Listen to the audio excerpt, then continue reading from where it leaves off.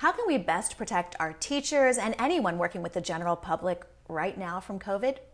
Hi, I'm Dr. Darria. As you know, I'm an on-the-frontlines emergency room doctor, and I'm also a mom of two. So this question mattered a lot to me because back in February, when we started taking care of patients with COVID, we had a lot of questions, including how do we avoid catching COVID ourselves? How do we avoid spreading it to our other patients? And how do we avoid bringing COVID back home? You probably have many of these same questions. In the ER, we kind of developed some best practices and tips and tactics that we could use to make sure that we protected ourselves, our other patients, and avoided bringing COVID home as much as we could. And I wanted to make sure that you had this information in your toolkit.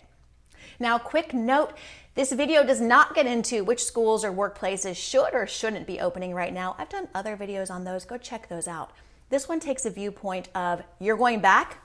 Here's how to protect yourself as much as possible. Let's dive in. Here are some tips. Tip number one is to look at what you wear into school and what you bring into school. So, of course, I do want you wearing a mask, and I think you should be wearing eye protection, whether that's glasses or you can get blue light blocking glasses or a face shield. Any of the above, I think you should be wearing eye protection, especially if you take care of younger kids who will just walk up and sneeze in your face, even though they're wearing masks. So that shouldn't be happening, but still a good idea for you to have eye protection. Secondly, is start thinking about what you're bringing into school, because whatever you're bringing to school, you're going to have to carry out and could carry germs on it. So I used to carry a giant bag. I now carry a very little tiny streamlined bag into the ER that's a cheap bag that if it gets dirty, I can just toss it. I think this was like a freebie shopping grocery bag. So much smaller bag, meaning I carry a lot less things back and forth. It's good for your back too. Now, thinking of accessories and jewelry. In the ER, I've always done this, but now it's even more important, and I advise you to do it. Just keep your hair pulled back and minimize your accessories and minimize your jewelry, your scarves, things like that. You're going to be wanting to wear more streamlined outfits that you can just throw everything in the washer dryer when you get home. Nothing that you can't put in that hot water of the washer. So think about that, because I know teachers are always dressed really cute. You want clothes that you can throw in the washer, straight into the wash. And you also want to think about in terms of makeup, something that we've realized wearing a mask, and especially an N95, 10 hours of the day. You probably want to keep your makeup to a minimum, just as a little beauty tip. They usually don't call on me in the ER for beauty tips, so there we go. Because for one, it just is going to smear under the mask. Hey, it's some freedom. Nobody's going to see your facial makeup anyways. And three, a lot of people complain that they get more breakouts under their mask, so watch out with the makeup. What I now do whenever I go into an ER shift, right before I get into the ER, I take a new zipper bag and I just put my phone right into it. You can do one of two things. You can just, zip it up right there. You can either just fold it back, just like that, and then tape down the edges, or if you want it to be neater, you can just trim right here at the top and maybe trim a little bit on the side, still tape it back, but it's going to be a little more streamlined. And you'll be surprised, the camera doesn't work because it messes up the lens a little bit because you see through plastic, but otherwise the screen works pretty well. Another option, if you want to be fancier than I am, you can just buy off of Amazon and a variety of different places. You can buy kind of bags that come and have a little plastic screen cover for your phone. You just slide your phone into it, seal it up, use your phone that way for the whole day, whether you're at work or school. And at the end of the day, pull your phone out. Your phone is nice and clean. You are good to go. Step number two is I want you to start planning in mask breaks. So when you have your mask on all day, some people I've seen even in the hospital make the error of they go into the staff room and then everybody has their mask off. Well, guys, you could be spreading COVID to each other. So remember that fellow teachers could spread COVID to you just as easily, if not probably more easily, than your students. So you have to keep that in mind. So you want to plan your mask break someplace probably ideally outside, where you can go and every 1 to 2 hours or as your schedule allows, take your mask break. Make sure you want to ideally not touch your mask on the front, touch it on the side to take it off your ears or untie it. Drink some water, drink some caffeine if you're somebody who's used to sipping caffeine all day long, because otherwise you're going to get a caffeine withdrawal headache because you're not sipping that caffeine. So have your water, have your caffeine, have a snack if you need it. Take 5 minutes, just breathe in some deep air, put your mask back on, and go back. So step two is planned mask breaks. Be really smart about that.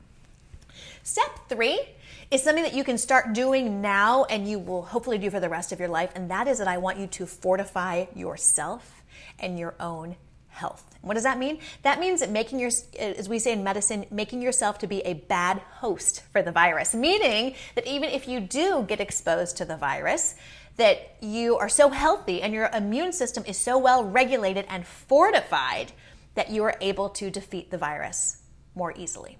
So, fortify yourself. What does that mean? That means that if you do have any chronic conditions, talking to your doctor to get them under control now. One study found that if somebody had type 2 diabetes, if they were a poorly controlled diabetic versus a well-controlled diabetic, the poorly controlled diabetics had 5 times the COVID mortality than well-controlled diabetic. So that is something that you can do. Talk to your doctor about getting your HbA1c under control if you have diabetes. It's just an example. Really important, the impact of our health. Other things to do, whether you have chronic health conditions or not, are to, of course, supplements may be something you want to consider. You can talk to your doctor about this.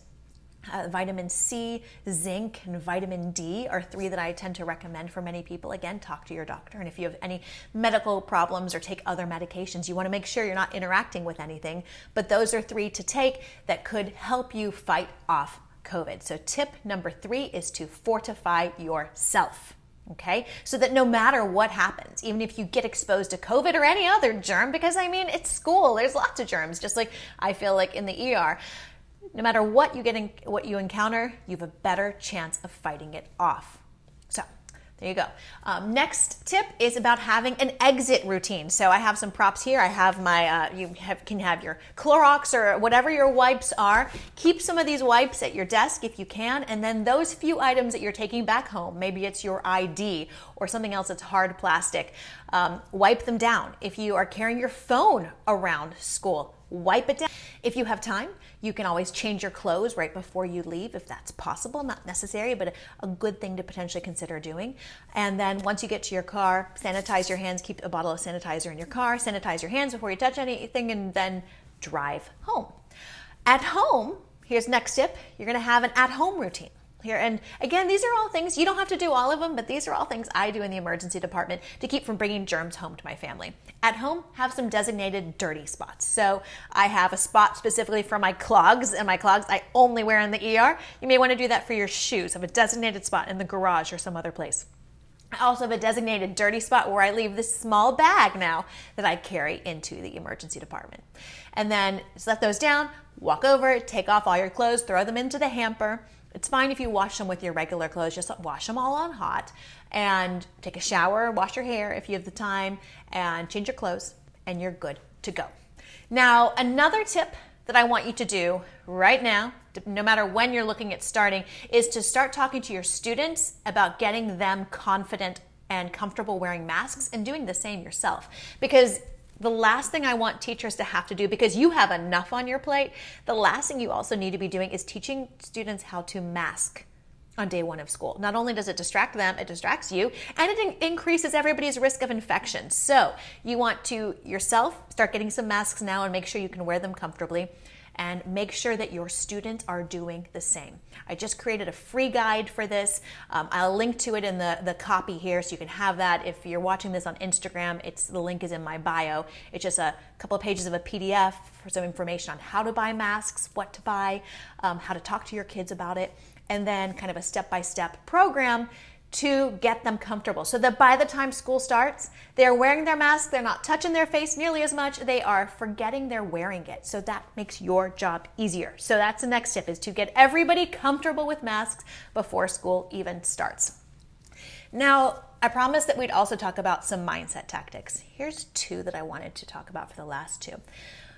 It's going to be really important to find other ways to connect.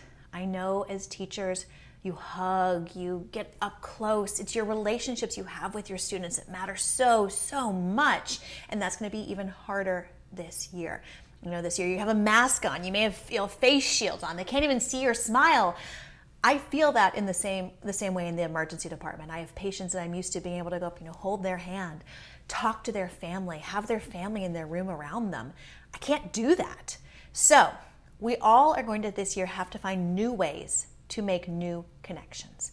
One thing that sometimes we do in the emergency department, and you can do yourself, is to print out a big picture of yourself smiling or doing something fun, write your name on it, tape it to your chest, pin it to your chest, whatever. You can do this also with your students, so that they each have that, so that at least you can see that connection. Number 2, eye contact. For oxytocin, what matters are hugs and eye contact. Really lean into your eye contact and those connections that you can still have one-on-one. They are distanced, but you can still have them.